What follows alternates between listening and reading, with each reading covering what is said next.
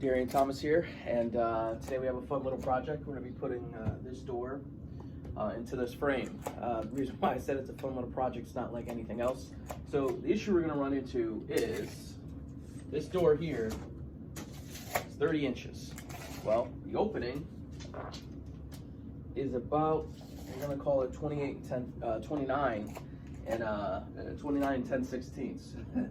So the issue that we're going to run into, and I have been running into, is it's just physically impossible to get this door in there, so it's going to sit flush in order for it to close. So I'm going to trim it a little bit, and I'm going to show you how to get this door to fit in the door jamb. So I just wanted to point something out. So I'm actually gonna go and cut this door, so I cut the bottom of the door. It was a little too long lengthwise. So this is what the bottom, well, this is what the inside looks like. Now, if you notice, there's wood pieces on the end, right? So you're gonna have a couple quarter inches to cut. It's just gonna be solid wood. Now, here's a view of the bottom of the door. If you notice, most of the door is hollow. So the nice part is when you have this wood here, that's, you know, what you should cut. You really should only be cutting a couple quarter inches to get it to fit. So you're actually going to be cutting wood, which is obviously you don't want the outside of this to look hollow of your door. You know, you want it to, you know, be solid wood. So just make sure, you know, that you're doing it that way. You don't want to cut too much because, again, you'll cut it to where it looks hollow.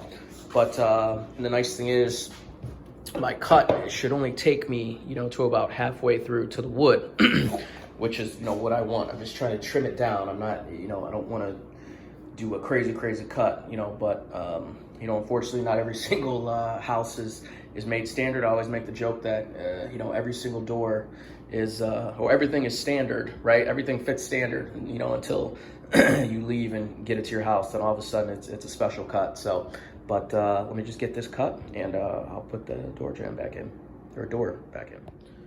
All right, so I got my line drawn. Like I said, I'm only gonna be shaving a little bit, but if you notice, I'm actually gonna be cutting into the wood on the side, you know, which is most important, so it's not gonna look hollow in the end.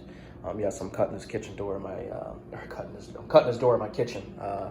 Live in Cleveland, Ohio, so the winters aren't the best. But, so yeah, I'm just gonna show you what this looks like after I'm done cutting it. All right, so as you can tell, trim this part. The screws are in. Boom, now it shuts. Like I said, I have a little bit of a gap here, but trust me, I will live with that gap.